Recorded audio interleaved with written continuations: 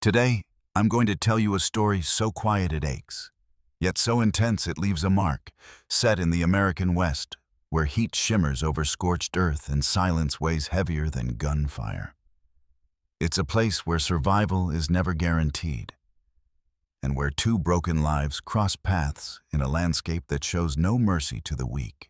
It all begins with a single moment, a hidden pool in the canyon, a woman who believed she was alone, and a choice so small it reshapes everything that follows. Before we kick off this adventure, don't forget to hit like on the video and let us know in the comments where you're watching from. The Montana summer pressed down like a living thing, turning the land into a sheet of blazing gold and quivering heat. Mara Whitlock walked 3 hard miles through the scorched afternoon to reach the spring-fed pool that had become her sole mercy against a life that offered little comfort.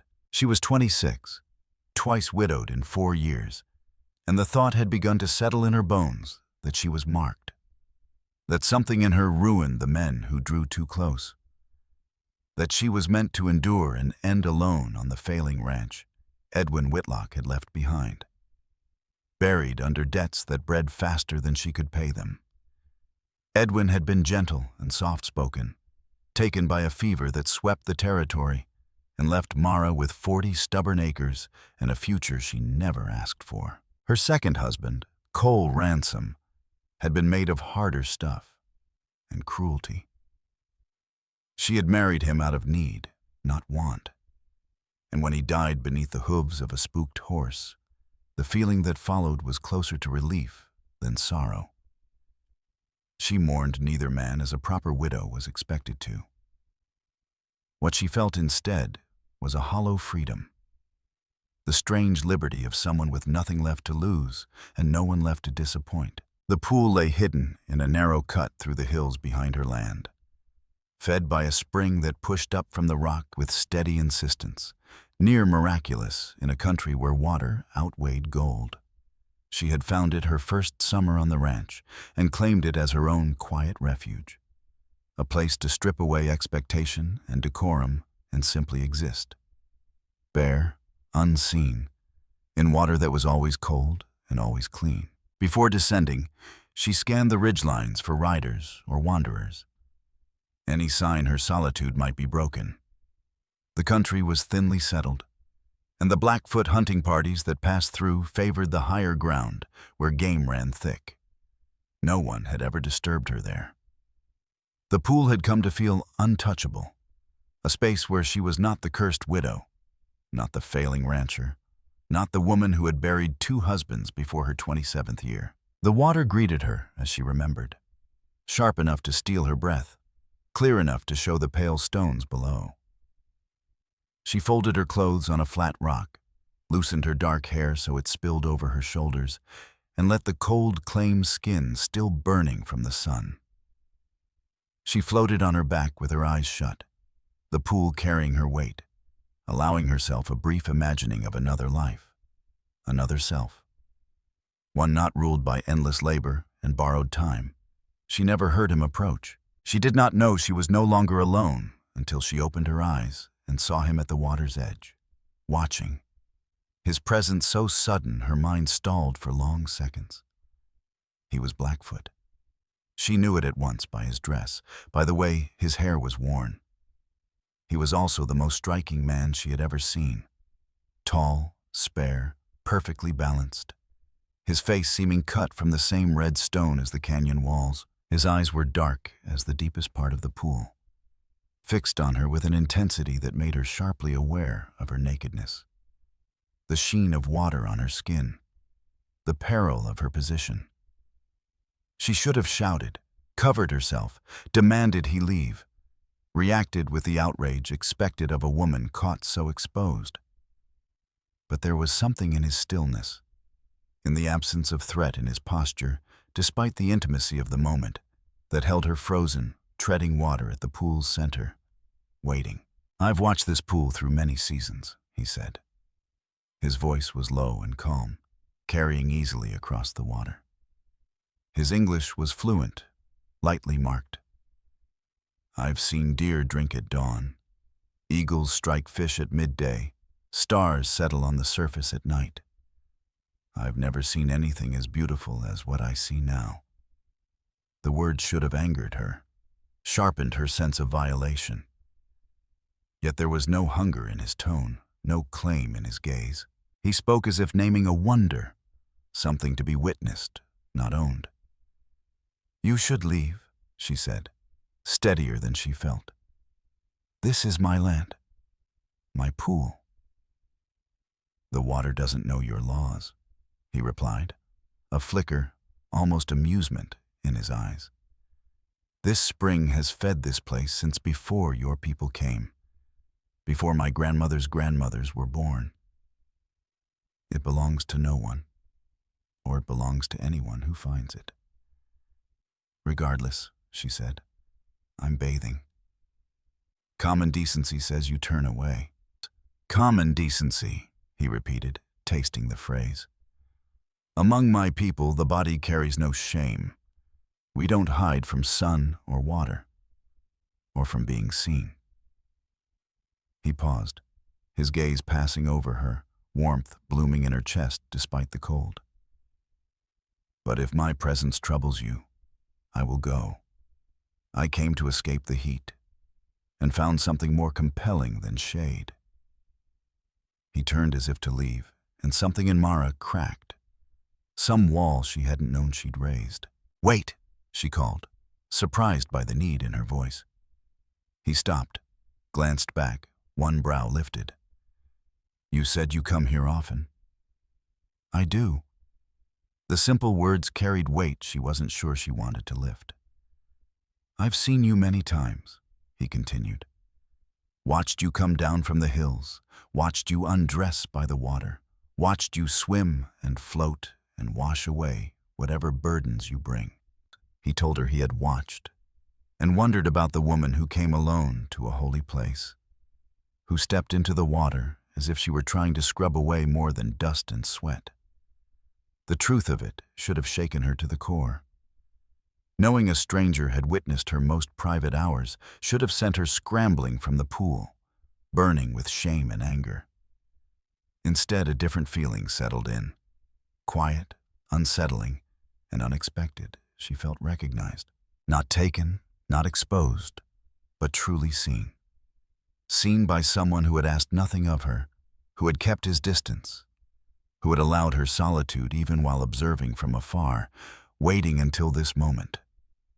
The meeting she hadn't known she'd been bracing for. "Why didn't you come to me before?" she asked. "Because you weren't ready," he said. "Your grief was still raw. The walls you built were too high. You don't approach a wounded creature before it heals. You only deepen the hurt." He turned fully toward her then, and the look in his eyes stole her breath. "But today is not the same. Today I came into this canyon and found you floating with your eyes closed, and I knew the waiting was finished. You were ready to be met, even if you didn't yet know it." "Ready for what?" she asked. "For what comes next," he said. "For this talk. For the chance that your life might hold more than the loneliness you've wrapped around yourself." He stepped closer to the water, and despite every warning in her head, she drifted nearer. "My name is Nokai," he said.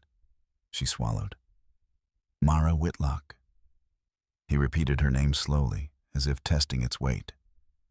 "You're cold," he said. "You've stayed in too long. Your lips are turning blue." "You expect me to walk out of here naked while you stand there?" she said, a surprised laugh escaping her. "I expect nothing," Nokai replied. "I only see what is. Cold water steals strength when it's overstayed." He studied her, eyes intent. "But if modesty matters to you, I'll turn away. I won't look until you say so." He turned before she answered, standing still, his back to her, formal, respectful, intimate in its restraint. Mara stared at his broad shoulders, at the dark fall of his hair, at how utterly motionless he remained while she decided. She should have told him to leave, should have demanded her privacy and erased him from her life as suddenly as he'd appeared. But something about this, about a man who had watched for seasons without crossing a line, who spoke without hunger or command, made her want to see what waited beyond fear. She rose from the pool, water sliding down her skin, reached for the rough cloth at the edge. The air cooled her, sharpened her awareness of herself, of him standing only steps away, keeping his promise. She dried off quickly and pulled on her plain dress, leaving aside garments that suddenly felt unnecessary. "You can turn around," she said, her voice lower than she recognized. He did, and looked only at her face, not at the damp fabric clinging to her, not with the claiming stare she knew too well. Just her eyes. The look he gave her sent a quiet tremor through her chest. "Will you sit with me?" Nokai asked, motioning to a sun-warmed rock. "Will you talk? Tell me about the grief you carry. Let me tell you about myself. We've shared this place as strangers long enough." She should have refused. Should have gathered her things and gone back to the known misery of her ranch. Instead, she sat. He joined her, close, but not touching, present without pressure. "You said you've watched me for seasons," she said. "Why? Why watch a white woman bathe?" "At first, curiosity," he said. "This pool has belonged to my people for generations, a place of healing. I was surprised someone from your world had found it, respected it. I watched to learn who you were." "And what did you learn?" "That you came with need and respect both," he said. "That you knew this place mattered, even if you couldn't name why. You never took more than you needed, never left a mark." His voice shifted. And over time, the watching became something else. She held still as he went on. "I began to wait for your visits. I shaped my days around them. I came to know you without words, and that knowing changed me." "You watched me bathe," Mara said, flatly, daring herself to feel anger. "You watched me," Mara said quietly. "You saw me bare, without my knowing, without my say." "Yes," Nokai answered. He didn't defend himself or dress it up. He offered no excuses. "Among my people that would not be named a wrong. The body carries no shame. To witness beauty is not a theft." His gaze held steady. "But I know your world does not see it that way. If my watching caused you pain, I am sorry for the pain," he went on. "I cannot be sorry for the watching itself. In seasons that held little else, it was one of the few things that kept me standing." "Why?" she asked. "What happened that made you need that?"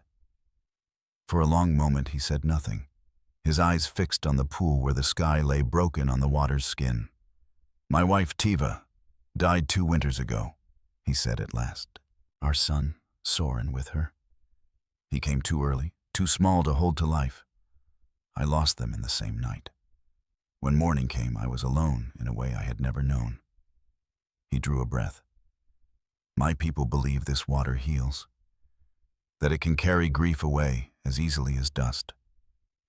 It helped some, but not enough. Not until I saw you." Something split open in Mara's chest, a seam she hadn't known she'd stitched shut. He had lost a wife, a child. He knew the same hollow ache that had ruled her days for years. He had come to this place for the same reason she had, seeking relief from sorrow that had no bottom. "My first husband died of fever," she heard herself say. "Edwin Whitlock. The second, Cole Ransom, was killed by a horse. I've started to believe I'm cursed, that something in me poisons the men who come close." "I don't believe in curses," Nokai said softly. "I believe in chance, in the way grief sometimes gathers so tightly it feels planned." "You are not poisoned, Mara Whitlock. You are unlucky, as I am unlucky, as many are. in a world that doesn't share suffering evenly. Then why does it feel like one? She asked. Why does hope keep getting taken the moment I reach for it? Because grief trains us to expect grief, he said. Loss teaches the heart to protect itself by refusing to believe. But the heart can learn other lessons too. He turned toward her, the intensity in his eyes stealing her breath. It can learn that not every hope ends in loss, that some bonds are worth the risk, that it can open again, if given reason. And you think you're that reason? She said. A man I've just met. A man who watched me for seasons. Who walked in on me bathing and didn't look away. I looked away when you asked, he said. I turned my back when you needed it. I told you the truth, knowing you might hate me. He reached out slowly, giving her time to pull back, and laid his hand over hers on the rock. The touch was light, an asking, not a taking. I don't know if I'm the reason your heart should open, he said. I only know mine. Thought dead. Beats again when I think of you. I know that watching you became the reason I chose to keep living. And when I found you here today, I couldn't walk away. I couldn't pretend what I feel stands on only one side. Mara looked at his hand over hers, the contrast of his bronze skin against her pale fingers, and felt warmth travel up her arm into her chest. She thought of the men she had married, one gentle and weak, one strong and cruel. Neither had ever seen her as this stranger did. This is madness, she said, but she didn't move her hand. We're strangers. Our people aren't at peace. Everything about this is wrong. And yet, Nokai said, his thumb tracing a slow circle on the back of her hand. Here we are. Two wounded souls drawn to the same holy water. Maybe it's madness, or maybe it's the only honest thing either of us has done in a long time. If anyone knew, she began.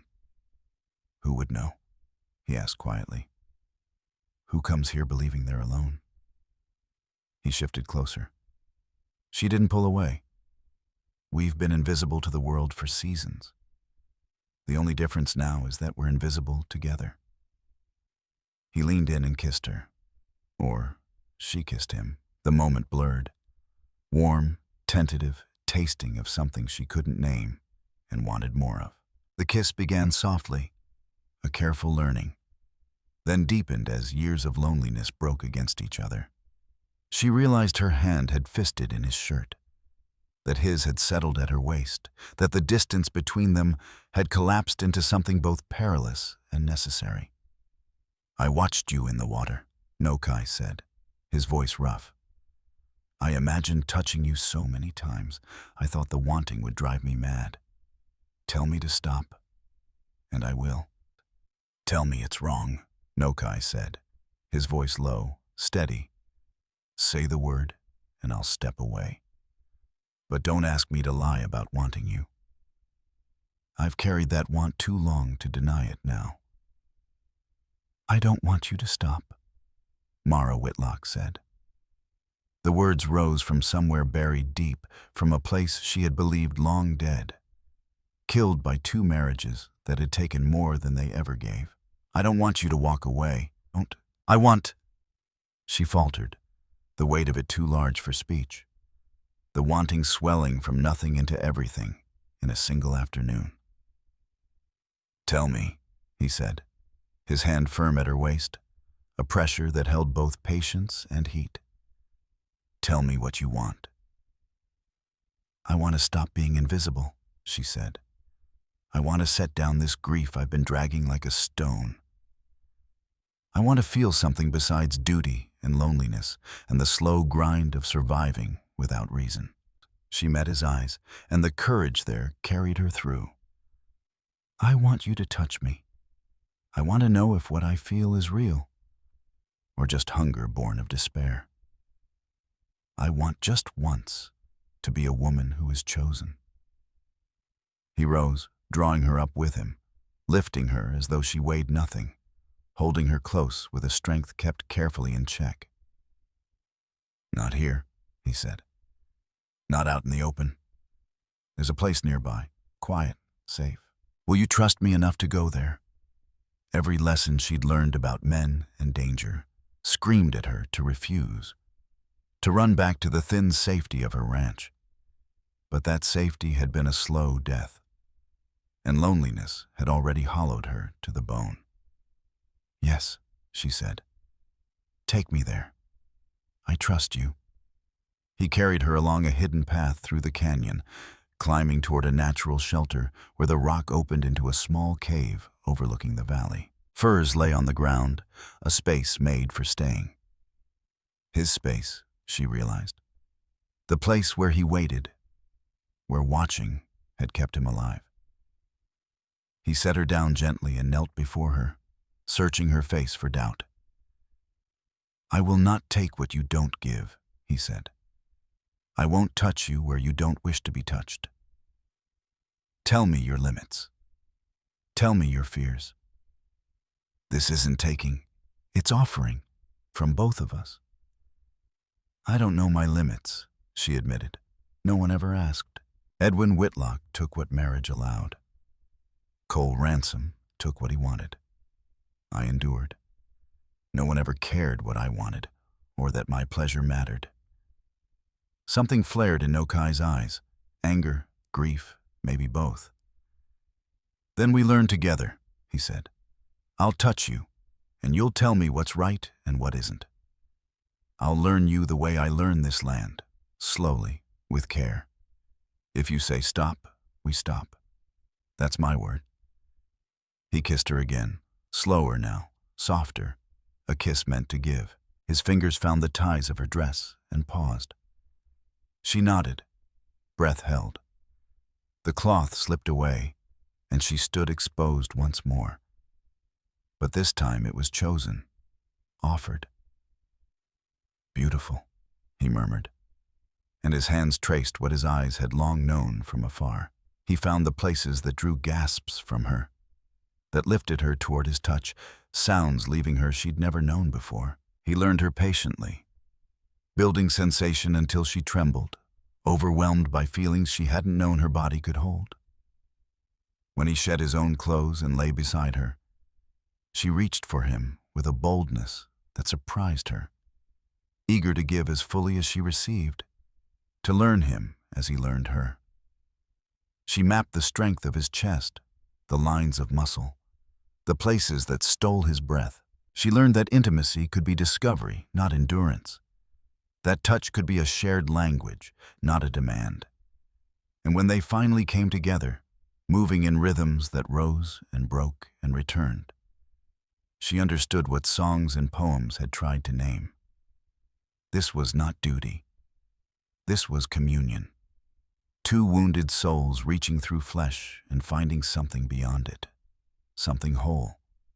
What carried them there eased them back down slowly, as if the world itself were unwilling to let go.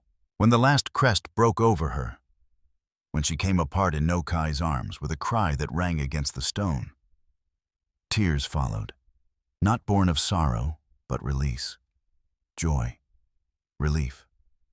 The stunned wonder of feeling something other than grief at last. Afterward, they lay tangled on the furs, watching the light soften as afternoon slipped toward evening. Mara traced idle lines across his chest and tried to take in how sharply her life had turned. "You found me bathing," she said. What once might have felt like trespass had already reshaped itself into fate. "You walked in, saw me bare, and instead of leaving, you said, 'Don't stop on my account.'" He answered with a quiet smile in his voice. "Because it was true. I had seen you in the water so many times that it felt like home. I didn't want you to stop.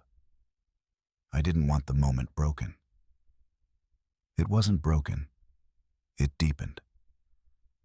Nokai drew her closer, his arms settling around her with a hold that felt like shelter, not restraint.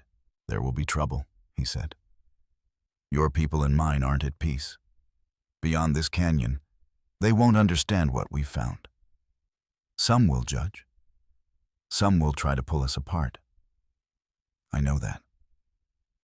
She lifted her head and met his eyes, seeing her own resolve reflected there. I've spent 4 years alone, she said. 4 years being the widow, the woman said to ruin the men who love her. I'm done living inside that story. I want another one, she went on. I want this one. The one where a man waits from a distance until we're both ready, then steps forward when I'm most exposed and refuses to turn away. We'll write it together.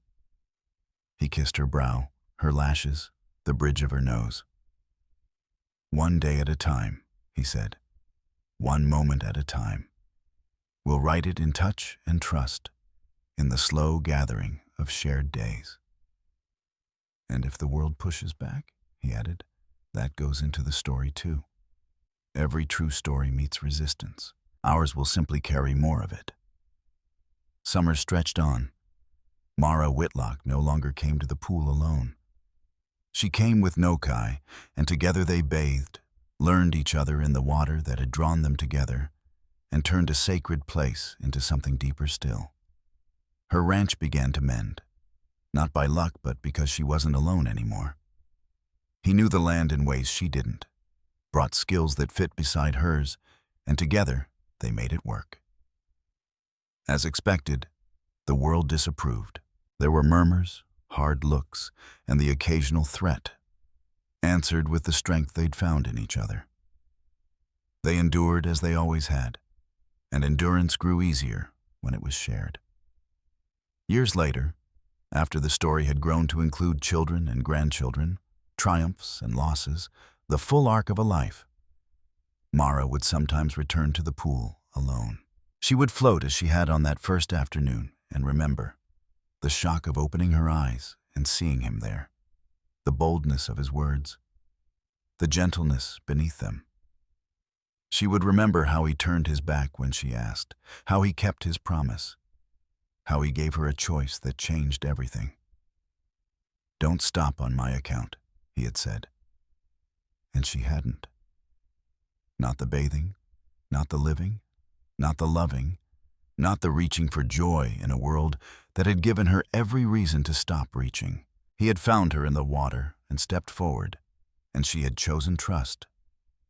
It was the best choice she ever made, one she would make again, 1,000 times over. Because some moments are not violations, but invitations. Some intrusions are beginnings, and some men who walk in when you're most bare are not threats at all, but answers to prayers you didn't know you were praying. Finally, let me send my deep thanks to you. Thank you for listening and for allowing this story to speak to your heart. The Wild West still holds countless truths, some painful, some tender, all worth remembering. Stay with us, subscribe, comment, and invite others to discover these untamed stories. From our hearts to yours, thank you for being part of this journey. Aviso legal barra disclaimer. Each story shared here is produced for storytelling enjoyment. Certain scenes may include fictional or dramatized elements inspired by historical circumstances. Although AI tools assist us in visuals, narration, and script development, the emotional tone, editing, and quality control are conducted by people to ensure meaningful experiences. We fully uphold YouTube's policies, using no deceptive recreations or impersonations of real individuals. All creative resources are properly licensed. Unauthorized copying, re-uploading, or remixing is not permitted. Thank you for supporting the effort behind every episode we create.